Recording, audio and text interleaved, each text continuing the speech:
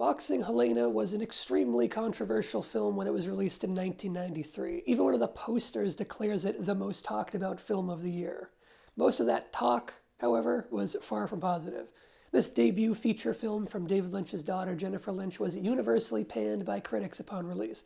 Boxing Helena sits at a bottom-rung 17% on Rotten Tomatoes and a 26 on Metacritic, and Jennifer Lynch received the Razzie for Worst Director. The story of a man surgically removing the limbs of a woman he's obsessed with was likely to draw some amount of controversy, but the cataclysmic outcry against the film as profane, misogynistic, and immoral as a piece of work that surrounded its release was far beyond the realm of rational reactions in my estimation. After being so controversial in its day, it kinda seems like Boxing Helena has mostly just been forgotten about.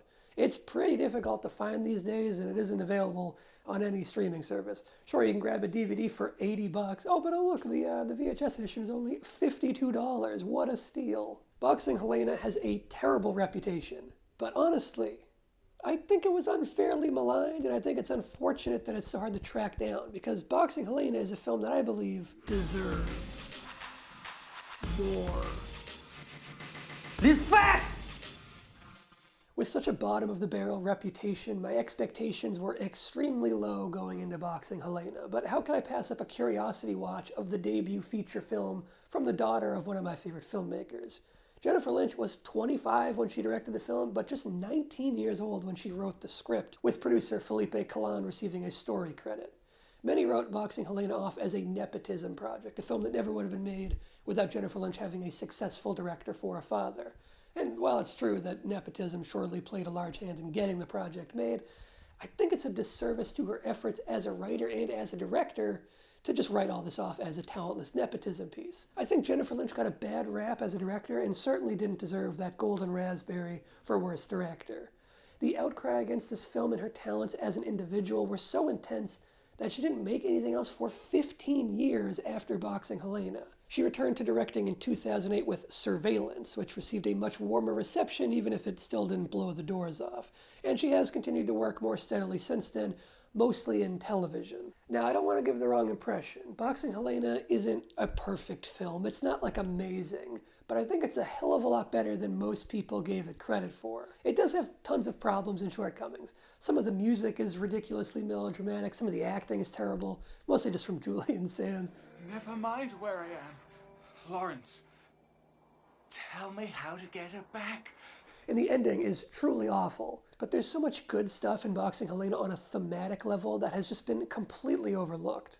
More than anything, I think Boxing Helena has been grossly misunderstood and misinterpreted by critics at large. Part of the controversy surrounding Boxing Helena has virtually nothing to do with the content of the film itself. Before Twin Peaks star Sherilyn Fenn took on the titular role of Helena, just 1 year after the series went off the air, by the way, the film was previously set to star both Madonna and Kim Basinger at different times. Madonna's exit got people talking for sure, but it was Kim Basinger bowing out of the film that really kicked up a whole bunch of extra controversy before the film was even released. Basinger left the project at the last minute, violating a verbal contract between her and the film's production company, Mainline Films.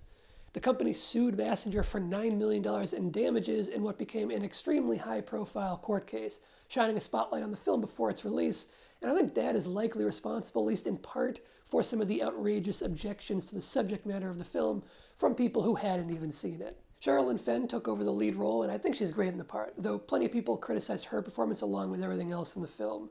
I think Fenn carries the film, even when her co-star just can't keep up. Julian Sands' performance is simply bad. I mean, there's no mincing words there. He does kind of fit the part in a way, but yeah, I won't be defending his performance very much. It's not good. You're a goddamn joke. You don't understand. I love you. If you were a real woman, you'd lie to me about our sex. Real women lie all the time. His acting and the film's ending are the two elements that are deserving of all the criticism they got. But the rest of the film holds a whole lot more value than it ever got credit for. Fenn is great, Kurtwood Smith is good in a small role, Bill Paxton is a ton of good fun and an over-the-top character with an absolutely wild wardrobe that I could not get enough of. I mean, look at this outfit, holy shit. Also, Art Garfunkel plays a supporting character, which is, it happened, it's odd, and it's one of the very few acting performances he ever gave. So that's something. One of the main sources of controversy surrounding the film was that it was accused of being a horribly offensive, misogynistic film. Boxing Helena was even protested by multiple women's advocacy groups, despite being written and directed by a young woman attempting to make her way in a notoriously male-dominated industry, only to be shut down and condemned by the very same advocacy groups that would normally be vocal in their support of women in leadership roles within the film industry. She kind of got a raw deal there. This is the main area where I think the film has been sorely misunderstood, misinterpreted, and even misrepresented, since as it usually goes with controversial films, a significant percentage of the people up in arms against a piece of work haven't even seen it. The protests were happening before the movie was even released. One of the reasons to add to that Jen said, it was like she has this baby inside of her and it's not even born yet. Everybody's saying there's something wrong.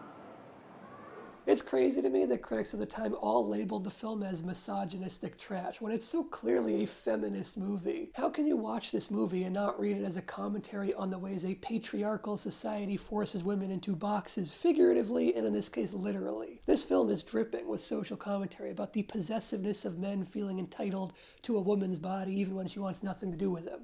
It's commenting on toxic relationships and even parasocial relationships, which is especially relevant now in the age of social media where parasocial relationships are more common and more severe than ever before. It's a not too subtle metaphor for the way that certain men expect or even demand a sense of ownership over a woman's body, using literal amputation as a piercing allegory. And I say not too subtle because I think it is really hard to miss if you just think about it for like even 1 second. Helena even verbalizes the theme in effective ways at different points in the film.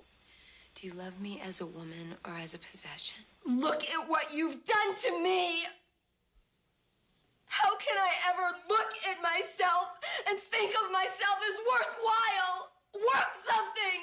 It speaks to the damage done by toxic and abusive relationships. It's like a part of you is gone afterwards, severed, like an amputated limb, perhaps.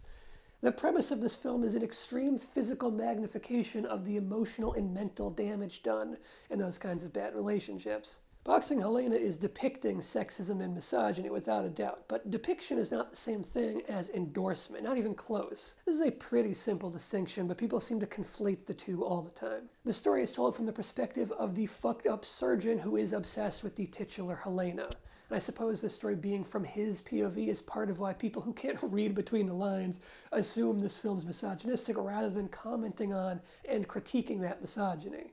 But just read the film. It's the story of an obsessed man deconstructing a woman's autonomy and anatomy piece by piece, which is pretty goddamn horrific without being any sort of endorsement. You're everything to me. You're nothing to me. How much more clear does it need to be that the film is critiquing obsessive and parasocial relationships? Nick the surgeon isn't even the only medical professional to take advantage of Helena. Kurtwood Smith's doctor character completely ignores her agony for the sake of personal advancement in his career. But the critics of the time interpret this as an indictment of the medical industry, ignoring or downplaying women's pain. Well, I think that's a fair interpretation, but no, they considered it a misogynistic endorsement of the very thing that it was critiquing. Again, depiction is not endorsement. This is a scathing social commentary that was woefully misunderstood at its time, and based on how hard it is to find now, it hasn't really been reevaluated in the years since. And I think that's what it deserves, reevaluation.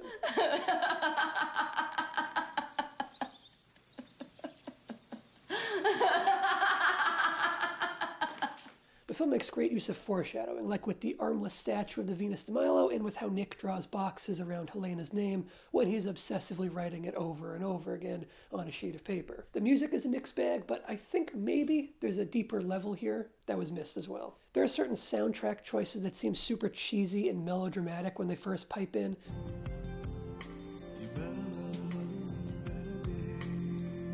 They seem ill-fitting at first. But then this sinister undertone rises up beneath the music. It's like a more ambient track joining the song. Well, it's a world gone crazy, woman in chains.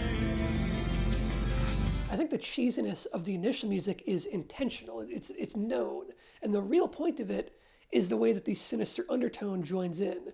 I think it's an audible representation of Nick's twisted mental processes. The melodramatic, romantic music suits the fantasy version that Nick has of Helena when obsessing over her from a distance. He has an over-idealized version of this woman that he barely knows, and it's that idealized fantasy woman that he's concocted in his head that he's really in love with, not the real Helena.